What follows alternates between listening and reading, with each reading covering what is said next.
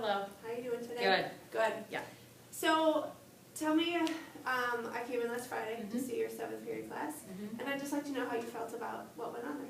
Well, I was really excited because it was my first time doing, at least with this year, reading a text and identifying the annotation strategies. I've been doing this article for several years now, and based already on the assessment that I'm getting back from the kids, they're definitely meeting proficiency a lot better. On that day, we worked on identifying the main idea of the article, and I really clearly set up the expectations instead of just saying, read the directions, figure it out on your own. I really did a lot of modeling with them, and I'm getting a lot better responses because of it. Excellent.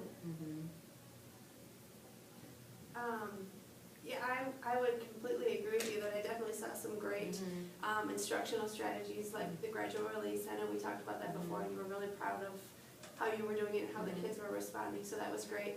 And also teaching those kids those annotation strategies are so useful for their, success in college. And you clearly pointed it out too. You were very clear with having a focus and a purpose and an explanation as to why they would use these so that they can access those higher level texts. So that's great. Were there any things that you, as you reflect on, you would have liked to do differently or thought maybe didn't go as well as you had hoped? Well, I think by the third time that I had gotten the kinks worked out, I can't remember if I was rushed at the end or not with I don't think I was. I don't think so. Yeah, so probably, I thought it went well, and it was a really great class that responds well. They really only need instructions once, and if they don't get it, they ask for clarification. So it's a good group. So I really thought it went well. I know there's always things to improve on, but I liked it. Good. Yeah.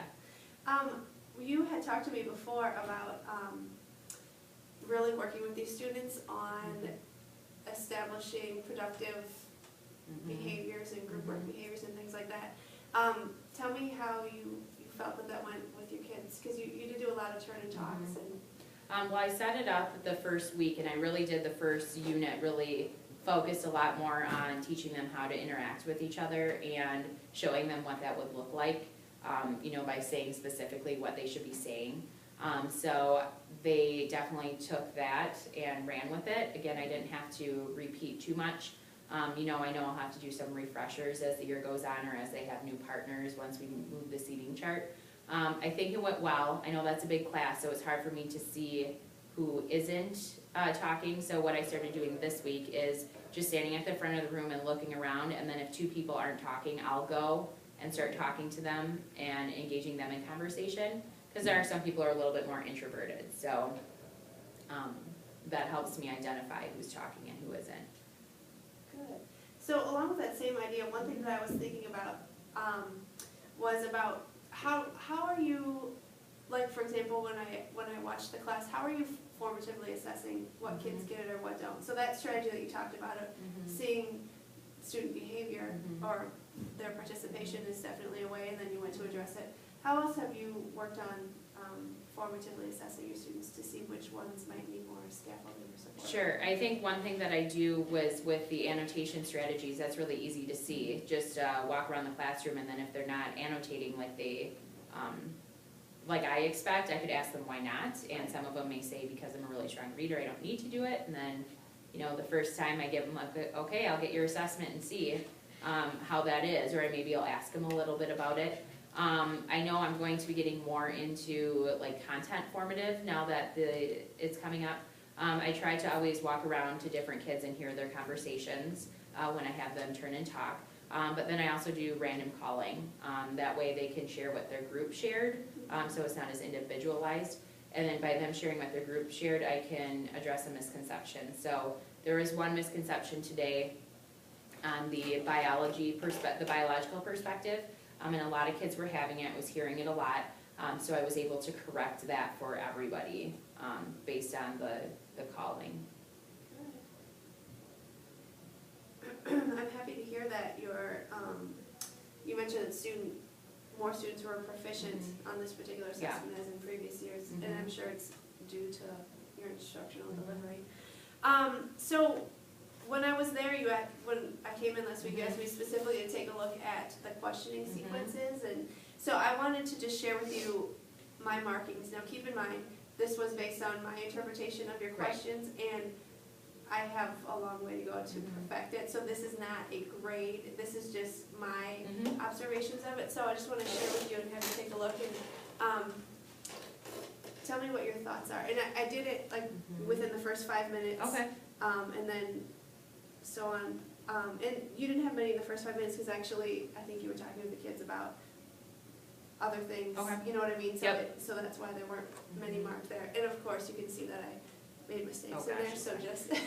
I think what I'd like to see for me personally is that at the beginning of class, that it's more understanding, and then by the end, that they're coming up to more of the analyzing and evaluating, you know, that Yeah. doing that question sequence. So seeing here that, I mean, I'm surprised that I had so many at the 30-minute mark that were in the remembering category, and then like these were evaluating here, so that's surprising. So I just have to work on my question sequencing, I think. Mhm. And I think part of it too was, you know, really trying to get the article down. I don't know if this changes if I'm doing different content, but I'd be interested to see, Right. so.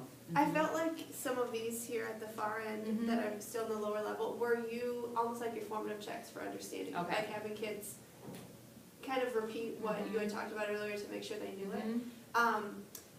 And I know we mentioned this too when we talked just a little bit on Friday, how depending on what your topic is, you Mhm. might have more higher level ones, Mhm. but because you were teaching them the skill of annotating, that it was more so just checking to Sure. make sure that they got that.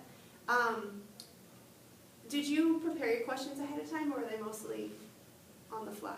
based on- They tend to be more on the fly, just based on what the kids' feedback are. You know, by the third time doing it, I figure out what questions I need to ask, but I'm definitely more of a, just kind of what naturally comes to me, but I could be more targeted with that. And it's interesting to me too, the applying, because I do ask them like on tests and stuff, and maybe again it was the lesson, to apply the information, rather than analyze it. So I think I need to see the difference between an application question and an analyzing question.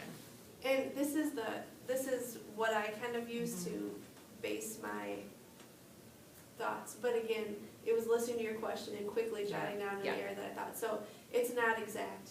And that's mostly just as a point for reflection, so we can think about what to do. I'm wondering if. Okay. Hello, Mrs. Severson. Yes. Hi. Tier 1 violation is that they can't be in any leadership events or anything like that. I thought that was a Tier 1 violation.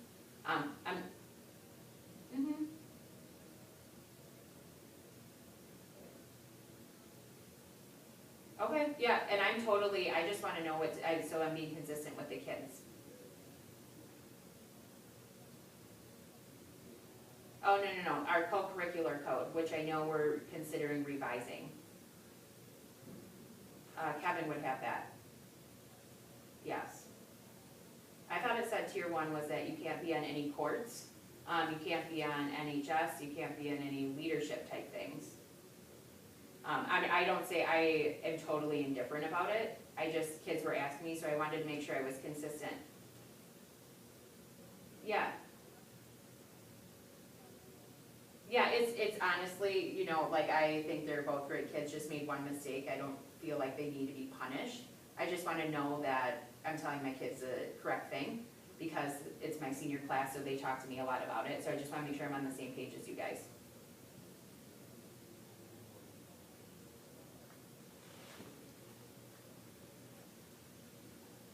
Oh, no.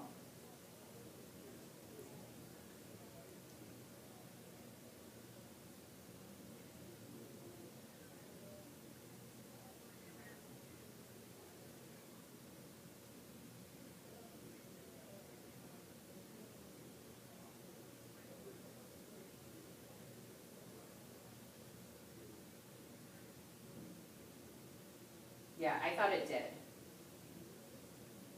Yeah, and it's, again, I talked to Kevin about this, I'm all about, like, they made a mistake last year, let's have a fresh slate, clean slate, so I kinda thought it was a little harsh anyway, but I just wanted to relay the message to our kids. Yep. Okay.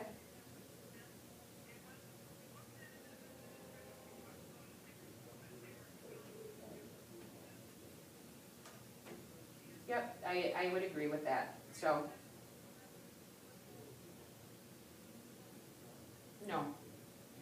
No, I just wanted to make, like I said, I just wanna make sure I'm telling the kids is the right thing. Okay, thanks, bye.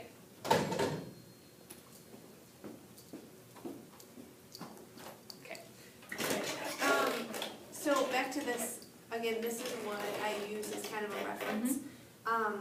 So I'm just wondering if maybe if you, as you indicate, you want to focus more on these, I'm wondering if it might be helpful if before you do a lesson, you come up with one or Sure. two that are in your pocket so that you know, even if the situation doesn't arise, this is what I want to get to. Okay. Just an idea for Okay. how to do those, perhaps more. The other thing I want to talk about is, I printed off here, this is the performance standard that we talked about, instructional delivery, and I know we're focusing specifically on 3.7. I wanted to give you a minute just to look at it, and then I would love to know where you would place yourself on the rubric based on some of the things that you said, and then I'll give you. Just based on 3.7 or no? I think about anything, because there was a Okay. lot of things that we talked about, anything as it relates to the performance indicators.